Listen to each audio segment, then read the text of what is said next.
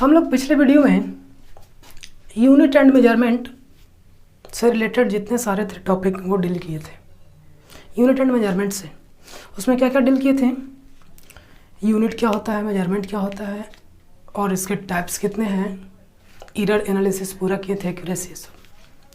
इस वीडियो में हम लोग पढ़ेंगे लाइट के बारे में, जो कि हम लोग को शायद फोर्थ टॉपिक है, फोर्थ यूनिट है।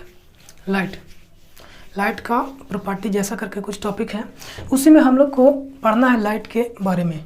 एक पढ़ना है रिफ्लेक्शन से रिलेटेड, रिफ्लेक्शन, रिफ्रैक्शन, स्कैटरिंग, ये सब के बारे में, और एक उसका वेव नेचर।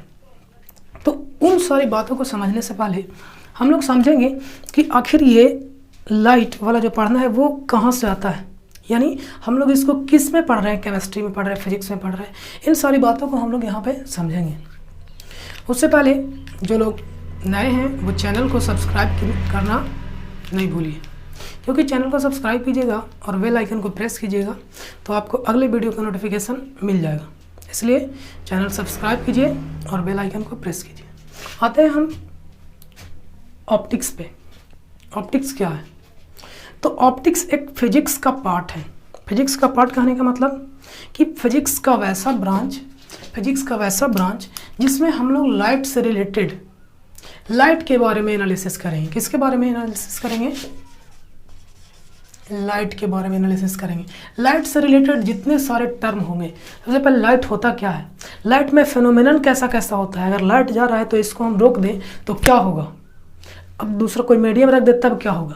इससे जितने सारे रिलेटेड फेनोमेनन है वो सारे के सारे किस में पढ़ा जाता है? ऑप्टिक्स में पढ़ा जाता है। यानी फिजिक्स का वैसा ब्रांच जिसमें हम लोग लाइट और उसके फेनोमेनन के बारे में एनालिसिस करेंगे, उसको हम लोग क्या बोलेंगे? ऑप्टिक्स बोलेंगे। ये किसका ब्रांच है? फिजिक्स का पार्ट है। हम लोग दूसरा आगे देखते हैं, लाइट के बारे में बोल रहे हैं कि ऑप्टिक्स में लाइट के बारे में पढ़ना है। अब लाइट क्या होता है उसके बारे में हम लोग जानेंगे। लाइट क्या होता है उसके बारे में जानेंगे। उससे पहले हम लोग लाइट से के बारे में पहले जानने से पहले हम लोग समझते हैं, पहले हमको लोग पढ़े थे लाइट के बारे में, हम लोग पहले भी पढ़े थे। क्या पढ़े थे पहले? कि लाइट एक प्रकार का क्या है? एनर्जी है। वो 10th क्लास वाला डिफिनेशन था। यहाँ पे डिफिनेशन थोड़ा चेंज करना पड़ेगा। हम लोग इलेक्ट्रोमैग्नेटिक वेव के टर्म में इसका डिफिनेशन देंगे। किसके टर्म में? इलेक्ट्रोमैग्नेटिक वेव के टर्म में। कि अब बात आता है कि इलेक्ट्रोमैग्नेटिक वेव क्या होता है। तो हमने एक वेव का वीडियो बनाया था, उसमें बताया कि वेव क्या होता है, वो प्रोपेगेट कैसे करता है, जनरेट कैसे करता है, फैलता कैसे है, वेव ट्रेवल कैसे करता है, एम्पलीट्यूड क्या होता है उसका। उन सारी बातों के बारे में हम लोग क्या किए थे, उसमें डिस्कस किए थे। अब हम लोग इसमें पढ़ेंगे, डायरेक्टली हम यहाँ पे बता रहे हैं हल्का सा कि इलेक्ट्रोमैग्नेटिक वेव क्या होता है। तो इलेक्ट्रोमैग्नेटिक वेव वैसा वेव जिसको ट्रेवल करने के लिए, यानी एक जगह से दूसरी जगह ट्रेवल करने के लिए कोई मीडियम का ज़रूरत नहीं होता है, कोई मीडियम का ज़रूरत नहीं होता है, तब ऐसे वेव को हम कौन सा वेव बोलते हैं? इलेक्ट्रोमैग्नेटिक वेव बोला जाता है। तो ये जो लाइट है वो लाइट भी क्या है? वो लाइट भी क्या है? एक इलेक्ट्रोमैग्नेटिक वेव है।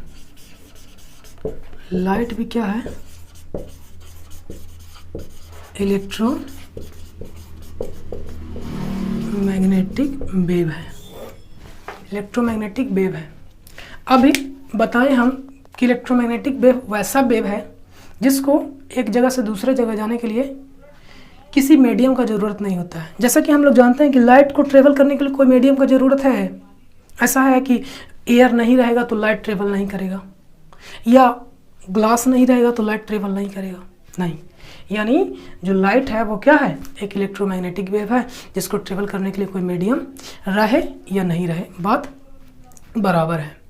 अब देखते हैं हम लोग कि ये जो इलेक्ट्रोमैग्नेटिक वेव है, इलेक्ट्रोमैग्नेटिक वेव तो बहुत सारा है, तो उसमें लाइट कौन सा होगा, इसी के बारे में हम लोग क्या करेंगे? पता करेंगे कि उसका वेवलेंथ कितना होगा, उसका वेवलेंथ कितना होगा और उसका फ्रीक्वेंसी कितना होगा। तब यानी इलेक्ट्रोमैग्नेटिक वेव में एक ऐसा डिफिनिट फ्रीक्वेंसी और वेवलेंथ के वैल्यू को हम लोग क्या बोलते हैं? लाइट बोलते हैं। डेफिनेट वैल्यू की। डेफिनेट वैल्यू उसका वेवलेंथ कितना होगा इसके बारे में हम लोग बात करेंगे। कितना होगा उसका वेवलेंथ इसके बारे में हम लोग बात करते हैं। तो जो लाइट है उससे पहले हम लोग समझते हैं कि ये आखिर इलेक्ट्रोमैग्नेटिक वेव क्या होता है। गामा रेज, उसके बाद एक्स रेज, और इधर से लिखते हैं gamma rays, X rays, ultraviolet rays, और उसके बाद क्या क्या होता है, gamma rays, X rays, ultraviolet rays, और उसके बाद आता है मेरा लाइट, उसके बाद आता है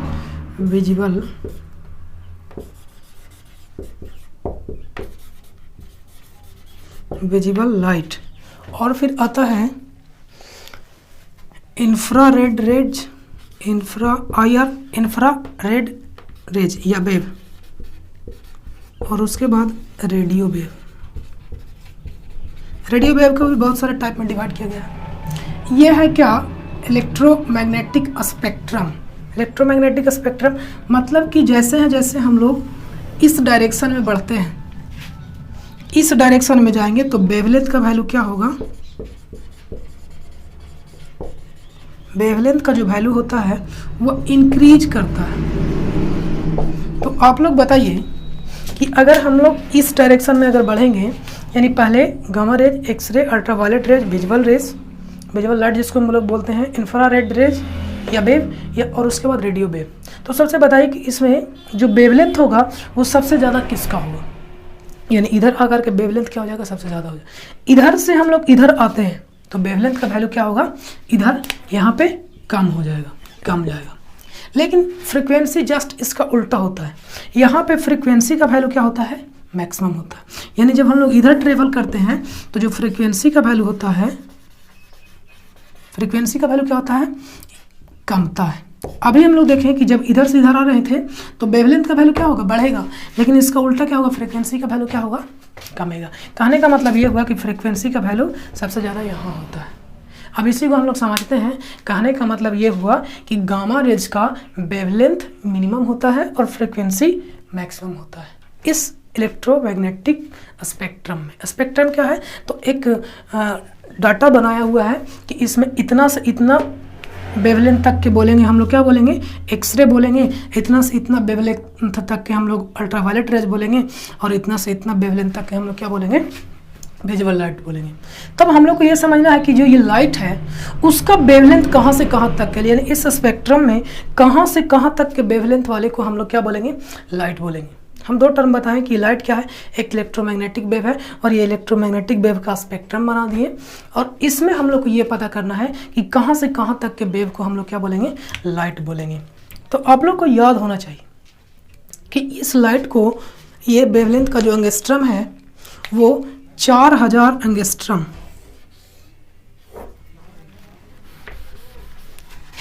ये जो है 4000 एंगस्ट्रम से लेकर के 7000 एंगस्ट्रम, मतलब वेवलेंथ का यूनिट होता है। एक एंगस्ट्रम बराबर 10⁻⁻10, यानी ये इतना वेवलेंथ तक के वैल्यू को, यानी हम लोग यहाँ से ये बोल सकते हैं कि इधर वाले का जो वेवलेंथ का वैल्यू होगा और कम होगा, और इधर वाले का वेवलेंथ का वैल्यू क्या होगा, ज़्यादा होगा।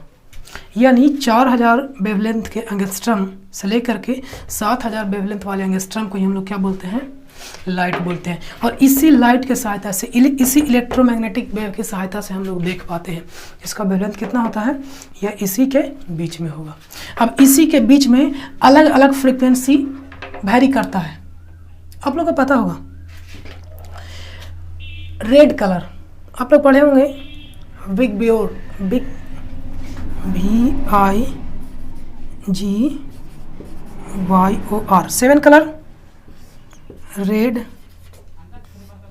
Orange,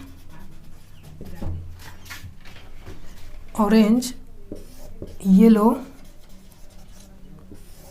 blue, green,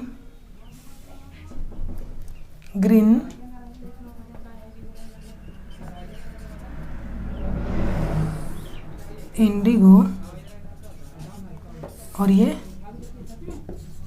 violet. 7 colour पड़े हुए, हिंदी में बैजानिल है पिलारा। उसमें ये हो सकता है कि भी अजीब भीप ग्योर होता है या भीज ग्योर, ये इधर उधर हो रहा है, ये दोनों 7 कलर हैं। इसमें सबसे ज़्यादा जो वेवलेंथ होता है वो किसका होता है? रेड का पढ़े होंगे। यानी जो रेड होगा वो इस तरफ होगा, इस स्पेक्ट्रम में इस तरफ क्या होगा? रेड होगा। यानी हम लोग देख रहे हैं कि जैसे जैसे आगे बढ़ते हैं तो वेवलेंथ क्या होता है? इधर इसका बढ़ता है। और यहाँ पर वाले क्या होंगे? ये वायलेट होगा, वेवलेंथ कम होता है। तो ये जो लाइट, यही जो बिग, ये उल्टा होता है, बिग ग्योर। यानी यही जो लाइट है, यही जिसका कितना वेवलेंथ है? 4000 एंगस्ट्रम से लेकर के 7000 एंगस्ट्रम, इसी में ये सारे के सारे लाइट पाए जाते हैं।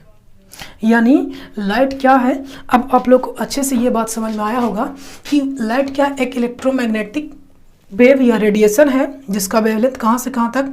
4000 एंगस्ट्रम से लेकर के 7000 एंगस्ट्रम तक होता है। किस में? तो इलेक्ट्रोमैग्नेटिक स्पेक्ट्रम में।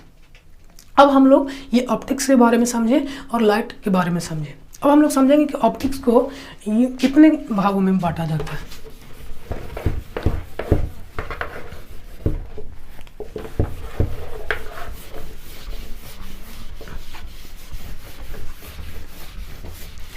तो सबसे पहले इसका 2 पार्ट। पहला रे ऑप्टिक्स और दूसरा वेव ऑप्टिक्स। अब हम लोग समझेंगे कि रे ऑप्टिक्स क्या होता है और वेव ऑप्टिक्स क्या होता है, एक एक के बारे में समझेंगे। और ये हम लोग को दोनों पढ़ना है।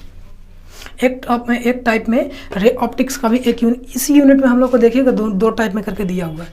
एक रे ऑप्टिक्स में रिफ्लेक्शन, रिफ्रैक्शन ये सब के बारे में पढ़ना है, और इसमें इंटरफेरेंस, डिफ्रैक्शन ये सब पढ़ना है। इसका नेचर पढ़ना है, हाइजेंस प्रिंसिपल और इससे रिलेटेड जितने सारे होंगे। तो सबसे पहले हम लोग ये समझेंगे कि ये रे ऑप्टिक्स क्या होता है। रे ऑप्टिक्स क्या होता है? तो ऑप्टिक्स में हम लोग क्या बताएं? लाइट के बारे में ही पढ़ेंगे हम लोग। यानी ये इसी का टाइप है तो हम लोग इसमें भी लाइट के बारे में ही पढ़ेंगे। लेकिन रे ऑप्टिक्स बताता है कि ऑप्टिक्स का वैसा टाइप जिसमें हम लोग लाइट को क्या मान करके चलेंगे? एक रेज मान करके चलेंगे कि लाइट क्या है? एक रे है। यानी हम लोग ऑप्टिक्स में जब लाइट को एक रे, एक किरण, एक रेज के जैसा मान करके हम लोग डिस्कशन करेंगे, तब ये वाला टाइप क्या कहलाएगा? रे ऑप्टिक्स कहलाएगा। इसमें जो इक्विपमेंट पढ़ा जाएगा, जिस इक्विपमेंट के बारे में पढ़ेंगे, इसमें जिस इक्विपमेंट के बारे में पढ़ेंगे, वो जो इक्विपमेंट होगा, जैसे हम लोग पढ़ेंगे लेंस के बारे में, और क्या पढ़ेंगे? मिरर के बारे में पढ़ेंगे, रिफ्लेक्शन, रिफ्रैक्शन, और क्या पढ़ेंगे? इसमें प्रिज्म के बारे में पढ़ेंगे। तो इसमें जितने सारे इक्विपमेंट के बारे में हम लोग पढ़ेंगे, उस इक्विपमेंट का जो साइज होगा वो बड़ा होता है। लेकिन इसमें हम लोग जो पढ़ेंगे, उसमें जो इक्विपमेंट होगा या जो उसमें फेनोमेनन करने के लिए इक्विपमेंट यूज होगा, उसका साइज अप्रॉक्स कंपेरेबल होता है इसका। यानी wavelength 10 to the power angstrom हम लोग कितना देखे थे लाइट का? 4000 एंगस्ट्रम से लेकर के 7000 एंगस्ट्रम। इसको और चेंज करें तो 10 टू द पावर -10, और ये हो जाएगा 7000 इंटू 10 टू द पावर -10। तो अब जोड़ करके सोच सकते हैं कि कितना छोटा होगा। तो इस छोटे वैल्यू से अगर हम लोग कंपेरिजन करेंगे, तो उसके कंपेरिजन में जो रे ऑप्टिक्स में पढ़ा जाएगा, उसमें जो इक्विपमेंट होंगे वो बड़ा बड़ा होंगे एज कम्पेयर टू इसके वेवलेंथ। लेकिन इसमें ऐसा नहीं है। इसमें फ्रिंज की बात किया जाएगा इंटरफेरेंस में या डिफ्रैक्शन में, तो उसमें हम लोग देखेंगे कि इसमें जो पॉइंट लिया जाता है वो कंपेरेबल होता है इसी के, एकदम छोटा छोटा बात के बारे में अध्ययन किया जाएगा। यानी रे ऑप्टिक्स का वैसा पार्ट है जिसमें हम लोग लाइट को क्या मान करके चलेंगे? रे मान करके चलेंगे, और उसमें जिस इक्विपमेंट के बारे में पढ़ा जाएगा वो क्या होंगे? बड़ा बड़ा होंगे एज कम्पेयर टू इसके वेवलेंथ। इसमें हम लोग ऑप्टिक्स किसके बारे में मान करके पढ़ेंगे?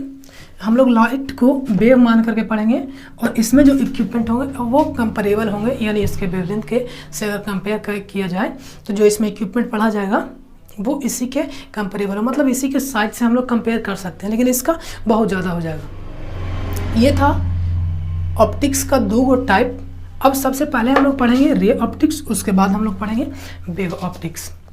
अब इसको हम लोग, इसका एक और भी नाम होता है, इसका ज्योमेट्रिक ऑप्टिक्स और इसका नाम ज्योमेट्रिक और एक फिजिकल ऑप्टिक्स, इसका नाम होता है ज्योमेट्रिक ऑप्टिक्स और इसका फिजिकल ऑप्टिक्स। कर्मी बहुत ज़्यादा है, बहुत ही ज़्यादा। अब हम लोग एक एक करके डील करेंगे। तो सबसे पहले हम लोग चलते हैं रे ऑप्टिक्स कि रे ऑप्टिक्स में क्या क्या पढ़ना है। तो रे ऑप्टिक्स में हम लोग को पढ़ना है, हम लोग को रे ऑप्टिक्स में पढ़ना है सबसे पहले रिफ्लेक्शन के बारे में, रिफ्रैक्शन के बारे में, टोटल इंटरनल रिफ्लेक्शन के बारे में, स्कैटरिंग के बारे में, ये सब के बारे में हम लोग को पढ़ना है किसमें, रे ऑप्टिक्स में।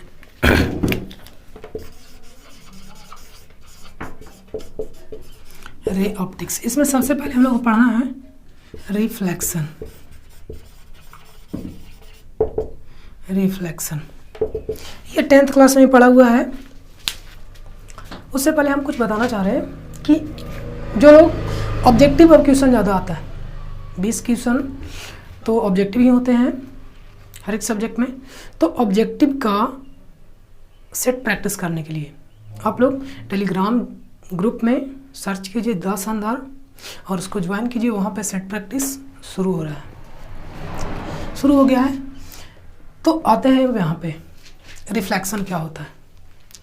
तो ये तो सारे लोगों को पढ़ा हुआ ही होगा, 10th क्लास में भी पढ़ना था, फिर भी हम लोग यहाँ पे पढ़ते हैं कि रिफ्लेक्शन क्या है। एक वैसा प्रोसेस जिसमें लाइट किसी सरफेस से टकराने के बाद, लाइट किसी सरफेस से टकराने के बाद पुनः उसी मीडियम में वापस आ जाता है। ध्यान से सुनिएगा, एक बार अगर सुन लीजिएगा अच्छे से तो याद करने का, रट्टा मारने का ज़रूरत नहीं होगा। सबसे पहले आते हैं कि रिफ्लेक्शन क्या होता है। फिर से एक बार कि जब कोई लाइट सरफेस से टकराता है तब वो टकराने के बाद पुनः पहले वाले मीडियम में ही वापस आ जाता है। तो ये जो प्रोसेस होता है इसको क्या बोलते हैं, रिफ्लेक्शन बोला जाता है। रिफ्लेक्शन ऑफ लाइट क्या बोला जाता है, रिफ्लेक्शन ऑफ लाइट। एक नोट पॉइंट कीजिएगा कि जो लाइट होता है, लाइट हमेशा वो स्ट्रेट लाइन में ट्रेवल करता है, स्ट्रेट लाइन में ट्रेवल करता है। कभी भी ऐसा लाइट नहीं है कि ऐसे करके ऐसे चला जाए। ये ऐसा नहीं है कि लाइट इधर नहीं जाता है, बिल्कुल जाता है कि लाइट का जो मेन होगा वो ट्रेवल टकरा करके भले ही इधर जाएगा, स्कैटरिंग जिसको बोलते हैं। रिफ्रैक्शन की वजह से भी लाइट मुड़ता है, लेकिन लाइट का जो ट्रेवल करने का तरीका वो सीधा होता है। हम आते हैं यहाँ पे रिफ्लेक्शन पे। तो वैसा प्रोसेस जिसमें बाउंस बैक करता है लाइट इन पहले वाले ही मीडियम में ही, जहाँ से वो ट्रेवल किया था, वो टकराने के बाद अगर पुनः वापस कर जाता है सेम मीडियम में, तब ये प्रोसेस क्या कहलाएगा, रिफ्लेक्शन कहलाएगा। अब रिफ्लेक्शन कहलाएगा तो हम लोग देखते हैं कि किसको क्या बोला जाता है। ये हो गया आर। अब नाम सुनिए, ये हुआ इंसिडेंट रे। ये क्या हुआ, इंसिडेंट रे यानी आपतित किरण, इंसिडेंट रेज। और ये कौन क्या हुआ, reflected raise, raise.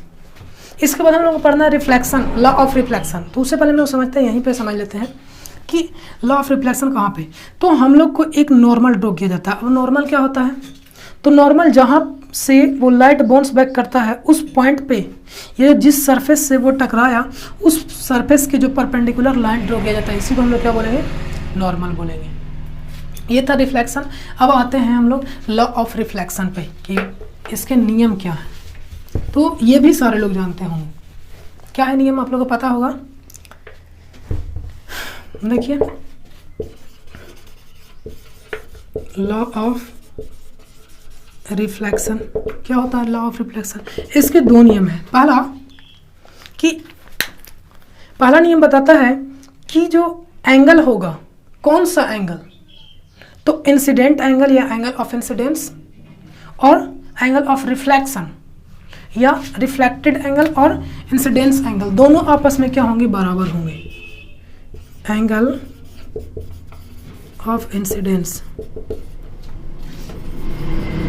Angle of incidence कौन वाला होगा अभी बताएं कि इंसिडेंट रे के द्वारा नॉर्मल की तुलना में जो बनाया गया एंगल होगा, नॉर्मल से कंपेयर करने के बाद जो एंगल बनेगा, या सिंपल ऐसे बोल सकते हैं कि नॉर्मल और इंसिडेंट रे के बीच के जो एंगल होगा उसको कौन सा एंगल बोलेंगे?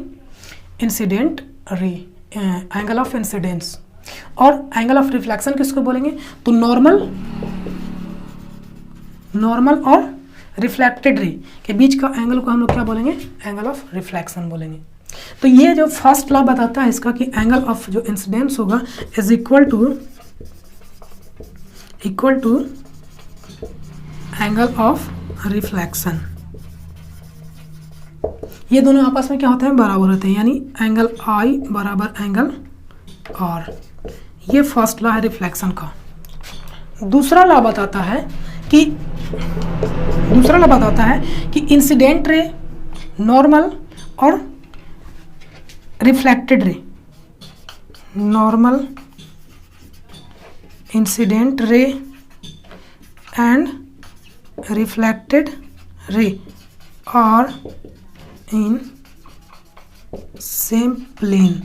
अभी तक 10th क्लास में ये वाला को सिंपल समझते थे कि तीनों एक ही प्लेन में है। इसका मतलब नहीं समझते थे, हमें वे समझाते हैं। प्लेन का मतलब क्या होता है? एक होता है एरिया और एक होता है वॉल्यूम। उस टाइम ये बताया था जब ऑफलाइन क्लास दिया जा रहा था, हम प्लेन के बारे में बताए थे। ये जो एक सरफेस हुआ, ये सरफेस, ये क्या है? एक प्लेन है। लेकिन ये स्पेस की बात की जाए तो ये वॉल्यूम, यहाँ पे वॉल्यूम रिप्रेजेंट करता है। प्लेन कहने का मतलब कि एक ही प्लेन, एक सरफेस के है, इसमें हम लोग जिसका सिर्फ और सिर्फ एरिया होगा। तो लाइट जो है वो प्लेन कहने का मतलब ये वाला प्लेन नहीं, कौन वाला प्लेन? ये एक सतह।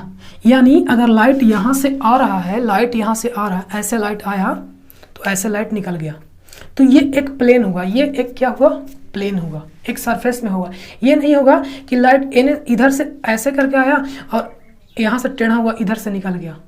दो प्लेन कैसे होंगे? हम बताते हैं। ये ऐसे दो प्लेन के लिए एक और लाना पड़ेगा एग्जाम्पल के लिए। समझिए यहाँ पे कि दो प्लेन के लिए से पहले हम लोग समझते हैं, दो प्लेन सिंपली एक इधर होता, यानी एक इधर होता और एक इधर होता। तो एक प्लेन ये होता और एक प्लेन ये होता। आप लोग ड्राइंग पढ़ रहे होंगे, उसमें प्लेन के बारे में बताया गया होगा अच्छे से। तो एक प्लेन कहने का मतलब कि जो ये इधर से आ रहा है, इधर से जा रहा है, और ये तीनों के तीनों क्या होंगे? एक ही प्लेन में होंगे। ये थे लॉ ऑफ रिफ्लेक्शन के दो नियम। पहला, angle of incidence is equal to angle of reflection, यानी I is equal to R, and normal, incident ray and reflected ray are in same plane. अब ये बात आता है, इसमें और ज़्यादा डिटेल नहीं पढ़ना है। ऐसे पढ़ना होगा तो अलग से वीडियो बना दिया जाएगा, लेकिन जो हम लोग को अभी सिलेबस पढ़ना है उसी के बारे में हम लोग पढ़ेंगे। ये था एंगल, लॉ ऑफ रिफ्लेक्शन। इसके बाद हम लोग पढ़ेंगे रिफ्रैक्शन, कि रिफ्रैक्शन क्या होता है। आप लोग रिफ्रैक्शन के बारे में भी जानते होंगे कि रिफ्रैक्शन क्या होता है।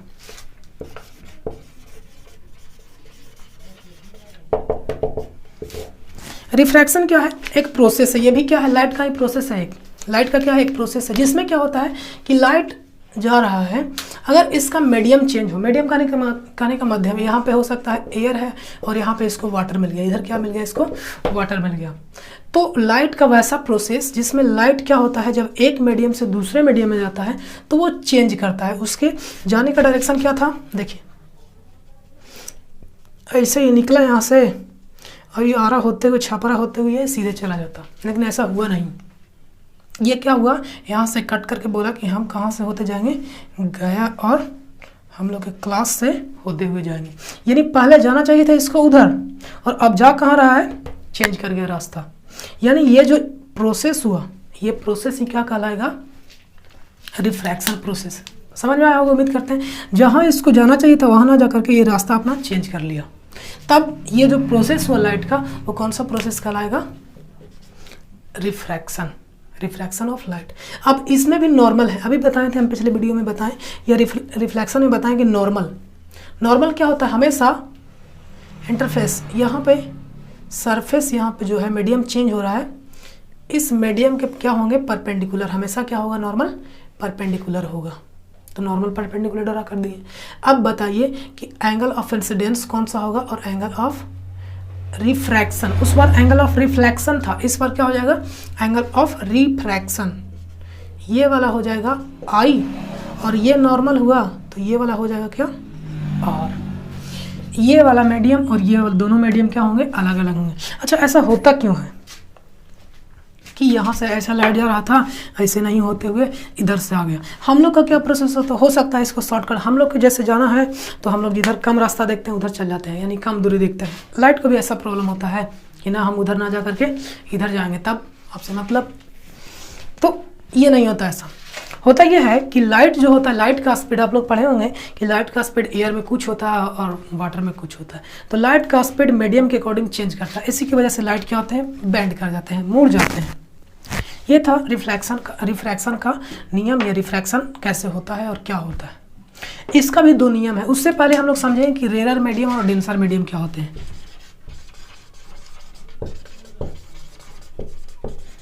और डेंसर मीडियम, हिंदी में विरल माध्यम और सघन माध्यम। सबसे पहले समझते हैं रेयर मीडियम। रेयर मीडियम तो वैसा मीडियम जिसमें, ये दोनों कंपेरेबल वर्ड है, वैसा मीडियम जिसमें लाइट किसी दूसरे मीडियम के कंपैरिजन में क्या होता है, ज़्यादा तेज गति से चलता है।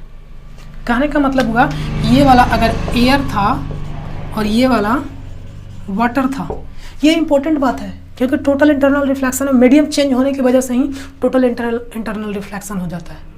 अगर इसी को उल्टा कर देते तो बात समझिएगा। रेयर मीडियम, ये एयर हुआ, ये वाटर हुआ, आप लोग को पता होगा स्पीड लाइट का किस में ज़्यादा होगा, एयर में या वाटर में।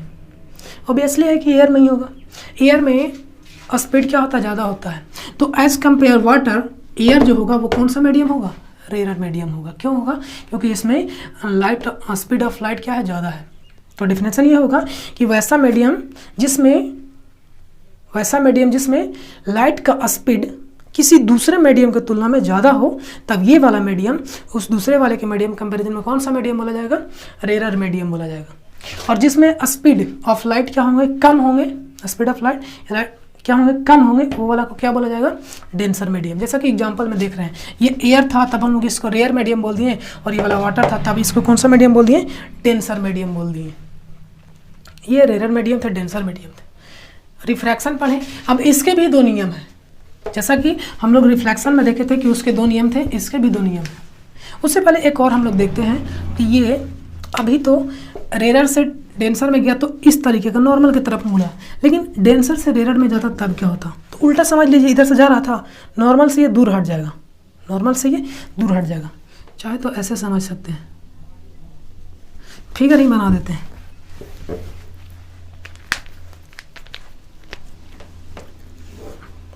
इसको हम लोग इस बार डेंसर मीडियम बोलते हैं, डेंसर, और ये रेयर मीडियम। अब बताइए कि यहाँ से लाइट जा रहा था तो ये इसको जाना कहाँ था, इधर बलिया छपरा, लेकिन जाएगा किधर, अब समझिएगा। ये नॉर्मल हो गया। नॉर्मल ध्यान रखिएगा, नॉर्मल जब भी ड्रॉ होता है, जहाँ पे ड्रॉ होगा, जहाँ पे वो सरफेस को क्या करेगा, क्रॉस करेगा।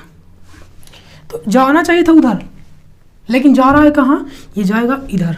यानी इस बार डेंसर से रेयर में जा रहा है तो इसका स्पीड क्या होगा, चेंज करेगा, लेकिन इस बार स्पीड क्या हो जाएगा, बढ़ जाएगा। यानी यहाँ से ये था और ये नॉर्मल हो गया, और नॉर्मल के जनरली टूटी हुई रेखा से दिखा जाता है। ये वाला एंगल हो जाएगा आई, और ये वाला एंगल हो जाएगा और। ध्यान रखिएगा, ये वाला एंगल नहीं, ये पूरा एंगल नॉर्मल और इंसिडेंट रिफ्रैक्टेड रे के बीच वाले एंगल को क्या बोलेंगे, आई आर। तो ये डेंसर से रेयर में जा रहा है तो नॉर्मल से दूर हटेगा, और जब रेयर से डेंसर में आ रहा तो नॉर्मल क्या आएगा। अब इसी से ऑब्जेक्टिव क्वेश्चन आते हैं कि अगर एक लाइट एक मीडियम से दूसरे मीडियम में जा रहा है, या सिंपली रेयर मीडियम से डेंसर मीडियम में जा रहा है, तो लाइट किस डायरेक्शन में बेंड होगा, नॉर्मल की ओर या नॉर्मल से दूर। तो रेयर से डेंसर में जाएगा, रेयर से डेंसर में जाएगा तो देखिए, तो नॉर्मल ये था, नॉर्मल की ओर है कि नहीं। लेकिन डेंसर से रेडर में जाएगा तो नॉर्मल ये था, जाना चाहिए था इस डायरेक्शन से, लेकिन और दूर हटा। तो डेंसर से जब रेडर में जाएगा तो नॉर्मल से दूर हटेगा, और जब रेडर से डेंसर में आएगा तो नॉर्मल की ओर आएगा। ये याद रखिएगा, ये ऑब्जेक्टिव था। अब दो हम लोग देखते हैं,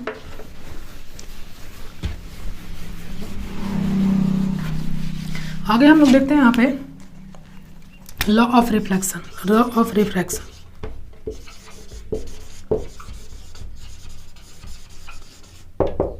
लॉ ऑफ रिफ्रैक्शन, इसके नियम क्या होते हैं? तो इसका भी फर्स्ट नियम वही वाला है जो उसमें सेकंड नियम था। क्या? तीनों, इंसिडेंट रे, रिफ्रैक्टेड रे and normal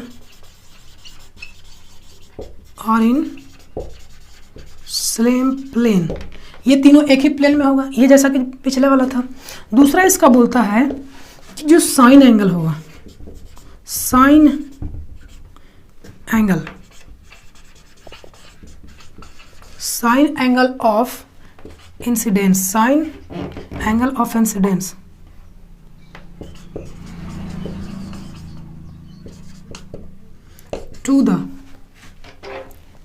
to the sine angle of refraction is equal to constant। क्या बोलता है कि साइन एंगल किसका? इंसिडेंट का। तो साइन एंगल क्या होता है? साइन क्या बोले थे? आई बटा टू द बोल रहा है, यानी साइन आर, ये किसके बराबर होगा? एक कांस्टेंट के बराबर होगा, म्यू के बराबर होगा। और उस कांस्टेंट का नाम क्या बोलते हैं? म्यू। और इसी को बोला जाता है रिफ्रैक्टिव इंडेक्स।